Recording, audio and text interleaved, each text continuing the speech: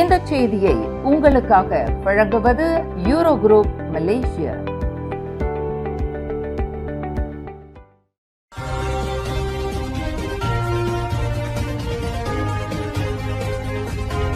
வணக்கம். திசைகளின் 5 மணி செய்திகள். பணியிடத்தில் ஆசிரியர்களுக்கு எதிராக அடக்குமுறை, சிறப்பு பாதுகாப்பு முறையை உருவாக்க தேசிய ஆசிரியர் பணியாளர் சங்கமான NUTP கோரிக்கை.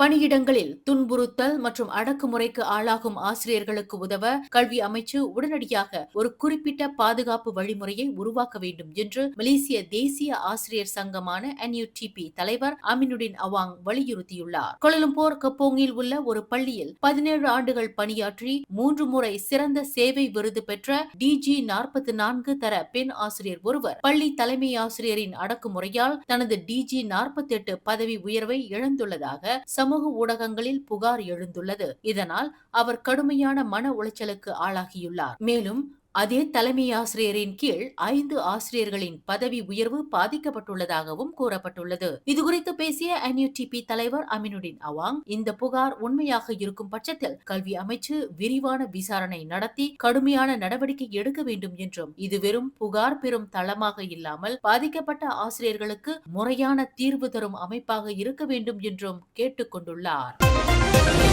வர்த்தகர் நிக்கி லியாவ் மீதான 26 பண மோசடி வழக்குகள் வாபஸ் பெறப்படுவதற்கு முன்பு அவர் 2023ஆம் ஆண்டில் 10 மில்லியன் ரிங்கிட் அபராத தொகையை செலுத்திவிட்டதாக சட்டத்துறை அலுவலகம் விளக்கம் அளித்துள்ளது. நிக்கி லியாவின் வழக்கறிஞர்கள் சமர்ப்பித்த கோரிக்கையை பரிசீலித்த பின்னரே இந்த முடிவு எடுக்கப்பட்டது. இந்த உடன்படிக்கையின்படி 10 மில்லியன் ரிங்கிட் அபராதத்துடன் அவரது 6,47,366 ரிங்கிட் மதிப்புள்ள பிணை தொகை மற்றும் பறிமுதல் செய்யப்பட்ட சொத்துக்களும் அரசாங்கத்தால் முடக்கப்பட்டன. அபராதம் செலுத்தப்பட்டதை தொடர்ந்து 2023 ஜூன் 15 அன்று ஷாலாம் செஷன்ஸ் நீதிமன்றத்தில் அவரை வழக்கில் இருந்து முழுமையாக விடுவித்தது. மிகப்பெரிய பண மோசடியில் சிக்கிய வர்த்தகர் நிக்கி லியாவ் அரசியல்வாதிகளின் செல்வாக்கினால் விடுவிக்கப்பட்டார் என்று சமூக வலைதளங்களில் கடந்த சில தினங்களாக எதிர்மறையான விமர்சனங்கள் வந்த வண்ணம் உள்ளன. இந்நிலையில் பொதுமக்களின் விமர்சனங்களுக்கு பதில் அளித்துள்ள சட்டத்துறை அலுவலகம், முறையான சட்ட நடைமுறைகளின்படியே இந்த முடிவு எடுக்கப்பட்டதாகவும் எவ்வித வெளி அழுத்தங்களுக்கும் ஆளாகாமல் ஆதாரங்களின் அடிப்படையிலேயே இந்த தன்னிச்சையான அதிகாரம் பயன்படுத்தப்பட்டது என்றும் தெளிவுபடுத்தியுள்ளது. ஜகார்த்தாவில் போதைப்பொருள் கடத்தல் வழக்கில் மலேசிய ஏர்லைன்ஸ் விமானி ஒருவர் கைது செய்யப்பட்ட சம்பவத்தில் மலேசிய ஏர்லைன்ஸ் விமானத்தை அவர் இயக்கவில்லை என்றும் வெறும் பார்வையாளராகவே பயணித்தார் என்றும் மலேசிய ஏவியேஷன் குரூப்பான MAG விளக்கமளித்துள்ளது. தகுதி வாய்ந்த 2 வேறு விமானிகளாலேயே விமானம் பாதுகாப்பாக இயக்கப்பட்டதாக அந்த நிறுவனம் உறுதிபட கூறியுள்ளது. கைது செய்யப்பட்ட 39 வயதுடைய அந்த உதவி விமானி கடந்த 2 நாட்களாக பணியில் இருக்கவில்லை. இந்த நிலையில் ஜகார்த்தா சொகார்னோ ஹத்தா அனைத்துலக நிலையத்தில் 45 மில்லியன் மலேசிய ரிங்கிட் மதிப்பிலான 25 கிலோ போதைப் பொருட்களை கடத்த முயன்ற போது அவர் இந்தோனேசிய அதிகாரிகளால் பிடிபட்டார். அவரிடம் இருந்து எக்ஸசி மற்றும் மெத்தாபெத்தமின் மாத்திரைகள் பறிமுதல் செய்யப்பட்டன. மேலும் போதைப்பொருள் சிறுநீர் சோதனையை ஏமாற்றுவதற்காக அவர் போலி சிறுநீர் பாட்டில் ஒன்றையும் வைத்திருந்தது கண்டுபிடிக்கப்பட்டுள்ளது. சோதனையில் அவருக்கு போதைப்பொருள் பயன்படுத்தியதும் உறுதி செய்யப்பட்டுள்ளது. சம்பந்தப்பட்ட ஊழியரின் இந்த செயல் முற்றிலும் ஏற்றுக்கொள்ள முடியாதது என்றும் கடுமையான ஒழுங்கு நடவடிக்கை எடுக்கப்படும் என்றும் MAG தெரிவித்துள்ளது.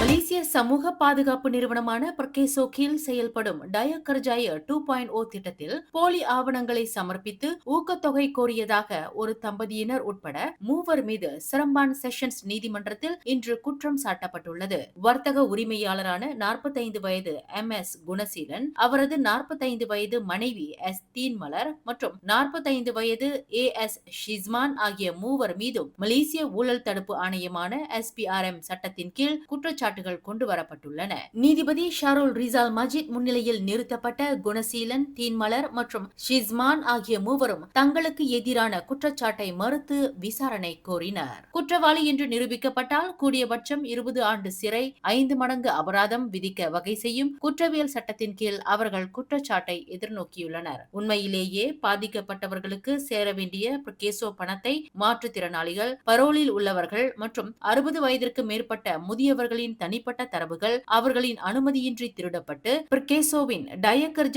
2.0 திட்டத்தின் கீழ் மோசடி செய்து பணம் பெற்றது தொடர்பில் சுமார் 100 பேர் நீதிமன்றத்தில் குற்றஞ்சாட்டப்படவிருக்கின்றனர் என்று SPRM நேற்று அறிவித்திருந்தது குறிப்பிடத்தக்கது.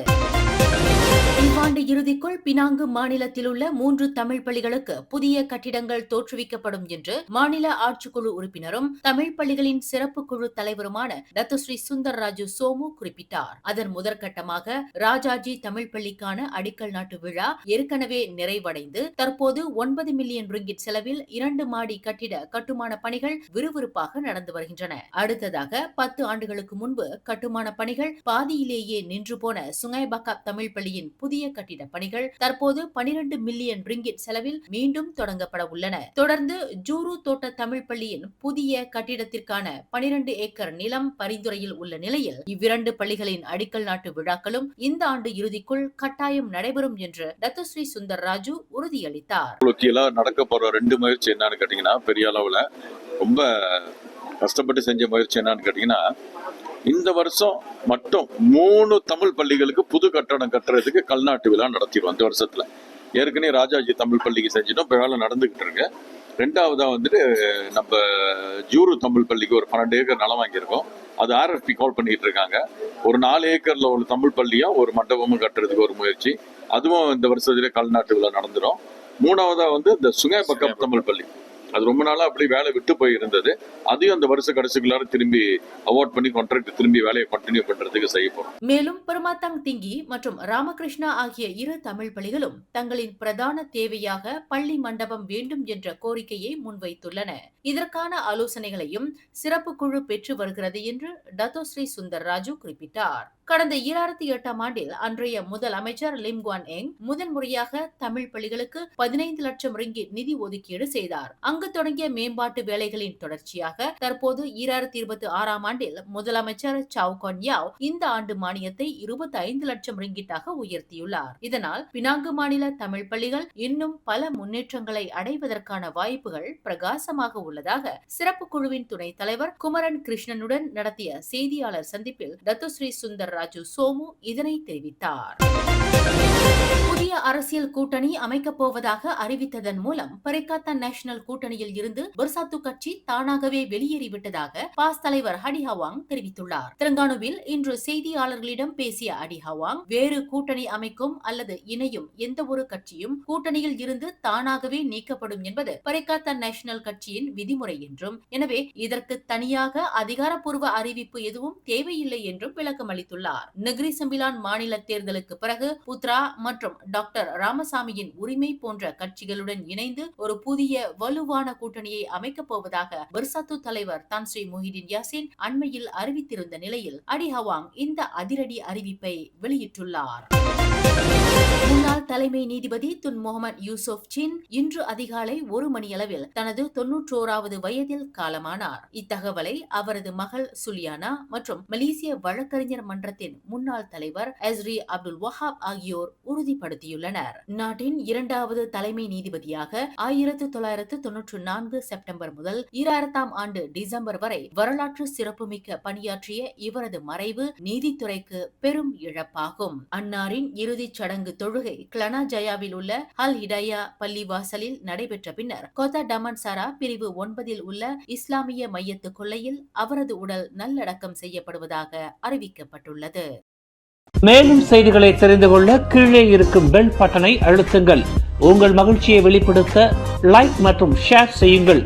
தொடர்ந்து திசைகளோடு இணைந்திருக்க சப்ஸ்கிரைப் செய்யுங்கள்.